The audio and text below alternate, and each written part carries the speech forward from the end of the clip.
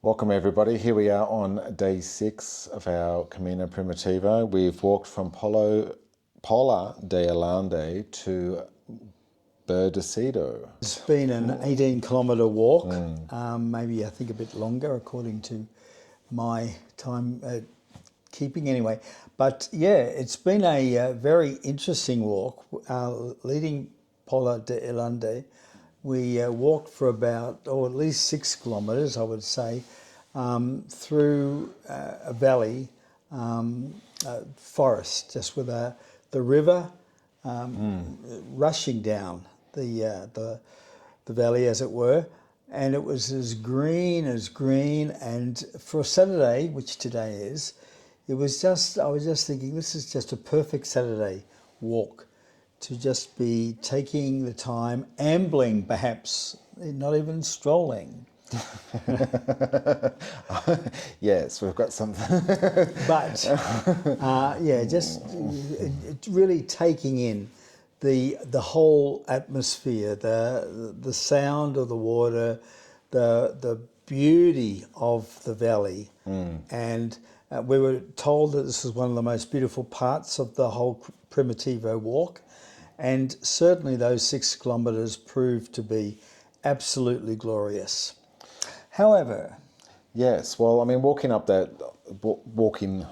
that valley and next to the stream, I was just struck by the trees that were planted, next to the stream, and it just reminded me of the verse, Psalm 1. Being planted next to a stream. And it was just a beautiful sight walking up that whole valley. And it was. And I just want to say too, however, that, after about 6 kilometres of just beauty, I must admit I just began to get a little bit bored towards the end.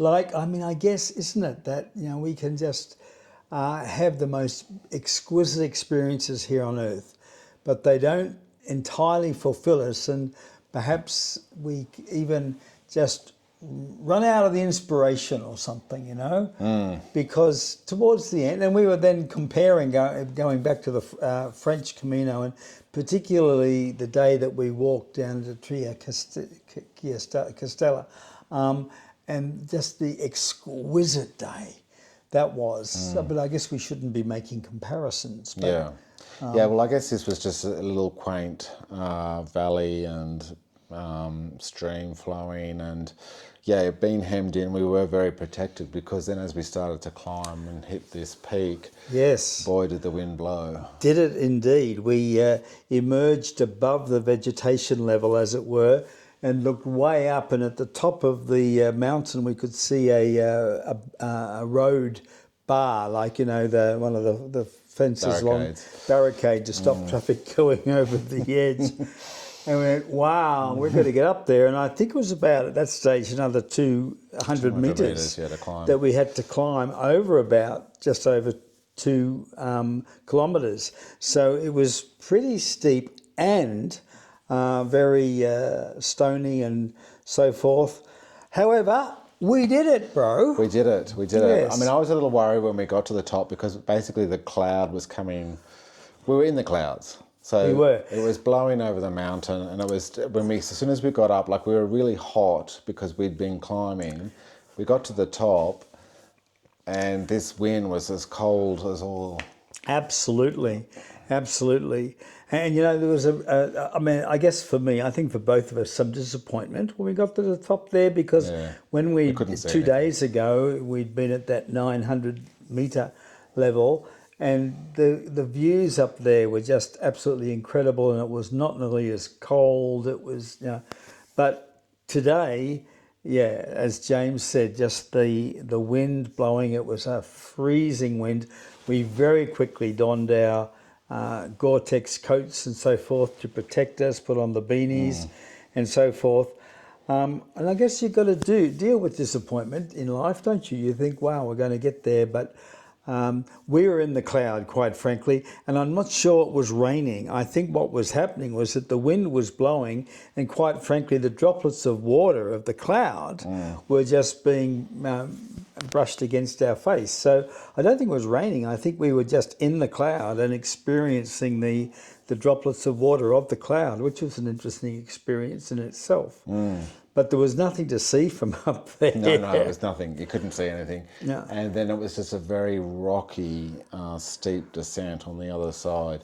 So, we're just taking it slowly. I slipped once because I stood on a rock and it gave way from me, and luckily no damage or anything, but Ron brought out his 2 sticks. I had a second stick in my pack which I hadn't used, and there was a kind of a self-sufficiency thing in. I was never going to need the second stick. It's there initially just in case James needed a stick, but he bought his own.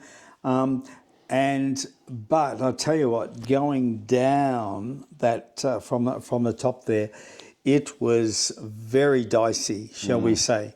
As James says, we are not prepared for this.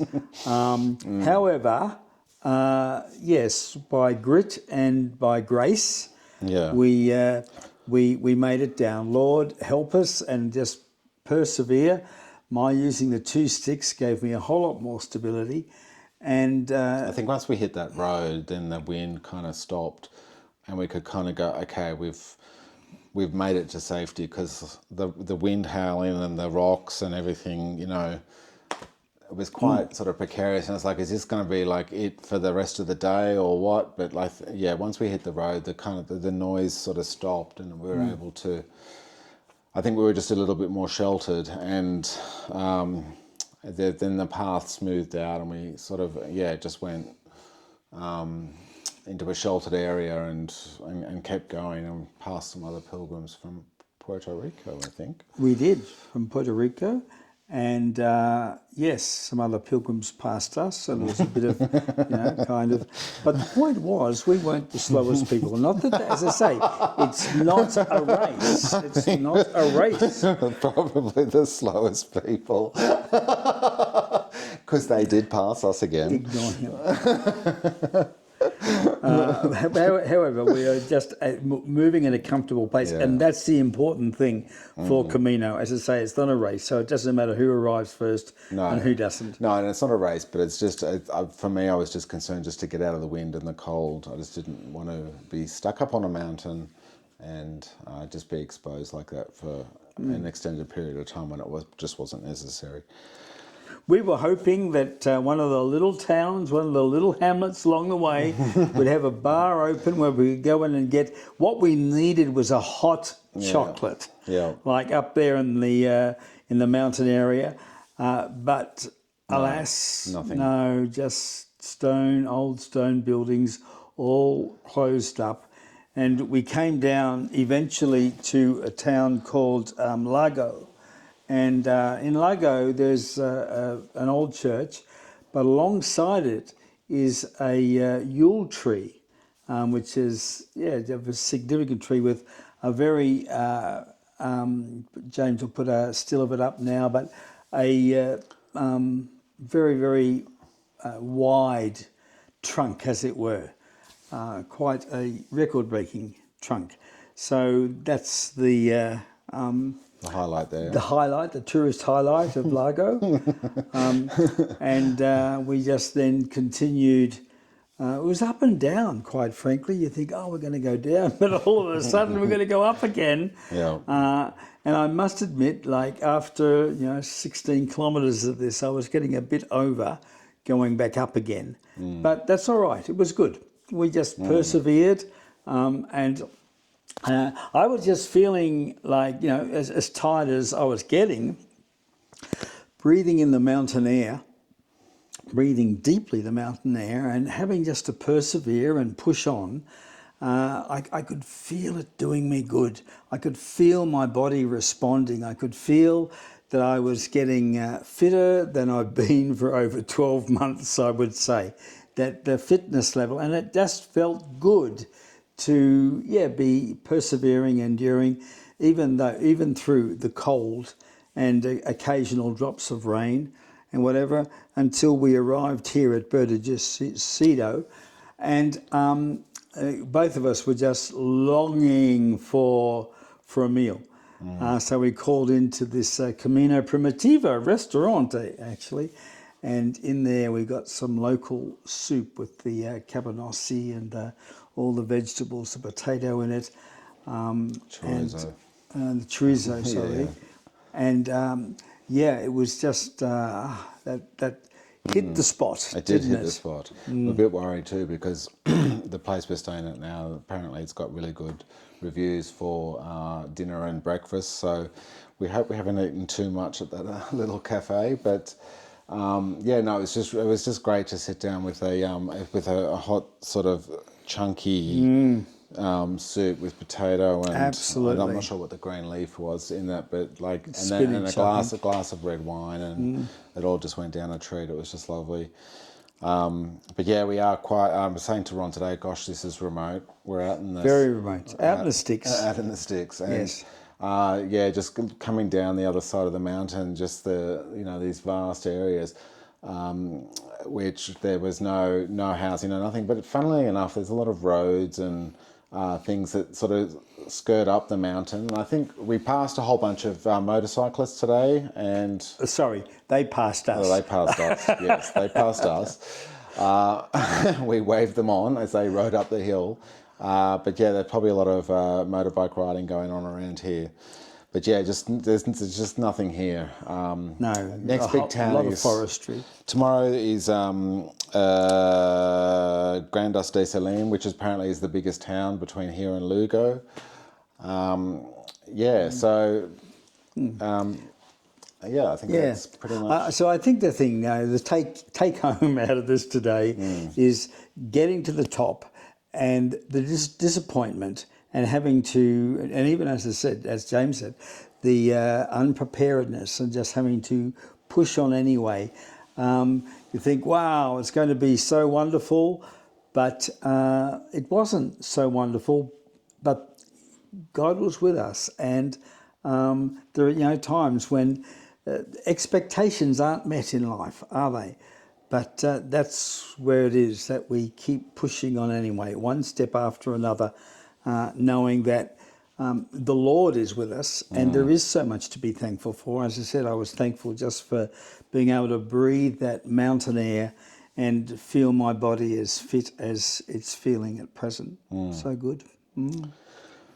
So we'll leave it at that, and we'll see you all tomorrow as we walk from Burdecito to Grandas de Salim. I just want to say too that I was a bit intimidated by this, looking at the profile. Weeks ago, thinking, how am I going to do that? My age, my fitness and all this kind of stuff. And I was quite intimidated, quite fearful about it all. But we gradually sort of gathered fitness as we went. And when we got here, especially after the experience climbing up to 900 metres a few days ago, there was a sense of, okay, yeah, we can do this. And let faith overcome fear. Always let faith overcome fear. And I just give thanks to God that we're up and down, and yes, He has blessed us. He has indeed. We'll see you tomorrow. See you. God bless.